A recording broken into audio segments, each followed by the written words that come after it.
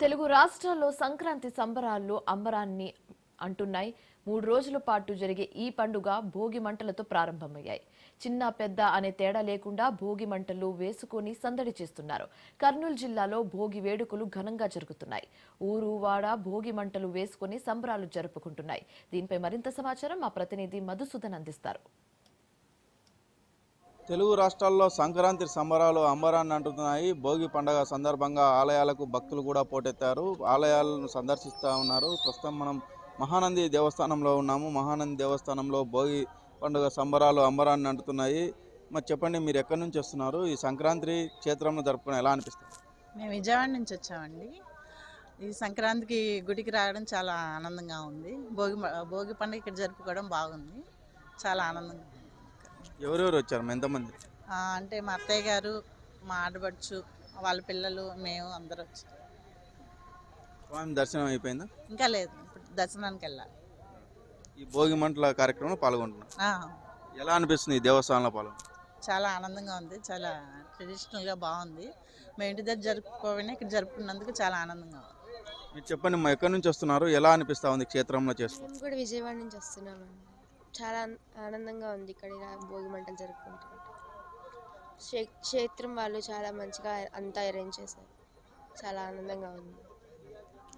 భక్తులు చెప్తా ఉన్నారు, ఆనందం వ్యక్తం చేస్తూ ఉన్నారు. క్షేత్రంలో కూడా భోగి పండుగను చేయడం కూడా మంచిదని చెప్తా ఉన్నారు, క్షేత్రంలో జరుపుకోవడం అని చెప్పేసి. ప్రస్తుతం మనం ఈ కార్యక్రమం జరుగుతూ ఉంది. కార్యక్రమం కూడా చూస్తున్నాము. ప్రస్తుతం ఇక్కడ వెలిగించేందుకు ఆలయ అధికారులు సిద్ధంగా ఉన్నారు. వారి భోగి మంటలు వేస్తున్నారు.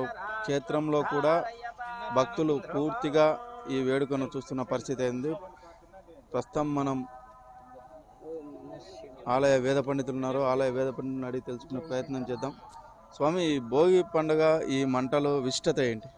అంటే మనకి రేపటి నుంచి ఉత్తరాయణం ప్రారంభమవుతోంది. ఈ రోజుతో దక్షిణాయనం పూర్తి అవుతుంది. కాబట్టి ఈ దక్షిణాయనం పూర్తి అవుతున్నటువంటి సందర్భంగా మనలో ఉండేటువంటి దుష్కృతులన్నీ కూడా పోయి మంచి చేకూరాలి అని చెప్పినటువంటి సంకల్పంతో ఈ యొక్క భోగి మంటలు అనేటువంటిది మనకి వెలిగించడం సాంప్రదాయంగా ఉంది. ఎందుకంటే రేపటి నుంచి ఉత్తరాయణ పుణ్యకాలం ప్రారంభమవుతుంది. ఇది ఎంతో విశిష్టమైనటువంటిది, దేవతలకి చాలా ప్రీతి అయినటువంటిది.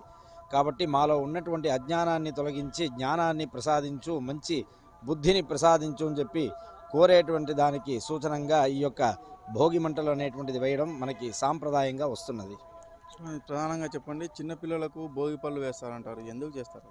అంటే ఈ భోగి పళ్ళు అనేటువంటిది వేయడం వల్ల వాళ్ళకి దీర్ఘాయుష్షు కలుగుతుంది. ఎందుకంటే చిన్నారి పిల్లలు అంటే 5 సంవత్సరాల లోపు ఉన్నటువంటి పిల్లలకి భోగి మంటలు వేయడం అనేటువంటిది, భోగి పళ్ళు వేయడం అనేటువంటిది ఈ భోగి రోజున చాలా ముఖ్యమైనటువంటిది. ఎందుకంటే ఆ రేగి పళ్ళు అనేటువంటిది మనం ఎట్లాగైతే వేస్తామో ఆ రకంగా వారికి దీర్ఘాయుష్షుని ప్రసాదిస్తుంది, ఈశ్వరుడు యొక్క అనుగ్రహం కలుగుతుంది అని చెప్పేసి చిన్నారులకి ఖచ్చితంగా ఈ యొక్క భోగి పండుగ రోజున ఆ పళ్ళు పోయడం అనేటువంటిది మనకి సాంప్రదాయం. ఎలా వచ్చింది ఈ సాంప్రదాయం? అంటే మనకి పూర్వకాలం నుంచి, మహర్షుల కాలం నుంచి కూడా చిన్నారుల్ని, అంటే పుట్టినటువంటి చిన్నారులకి బాలారిష్ట దోషాలు అనేటువంటిది అనేకంగా ఉంటాయి. అటువంటి బాలారిష్టాలు కలగకూడదు అంటే వారికి ఈశ్వరుడు యొక్క అనుగ్రహం అనేటువంటిది కావాలి. కాబట్టి ఈ భోగి పండుగ రోజున, ఎందుకంటే ఈ యొక్క చివరి రోజు కాబట్టి దక్షిణాయనం, ఈ రోజున చేస్తే ఆ యొక్క రాక్షసుల యొక్క బాధ అనేటువంటిది నివారణ అయ్యి తద్వారా దుష్టగ్రహముల యొక్క దోషములన్నీ కూడా చిన్నారులకి నశిస్తుంది అని చెప్పేసి మనకి సాంప్రదాయం. కాబట్టి ఇది పూర్వ మహర్షుల కాలం నుంచి కూడా ఇది మనకి సాంప్రదాయంగా కొనసాగుతున్నది.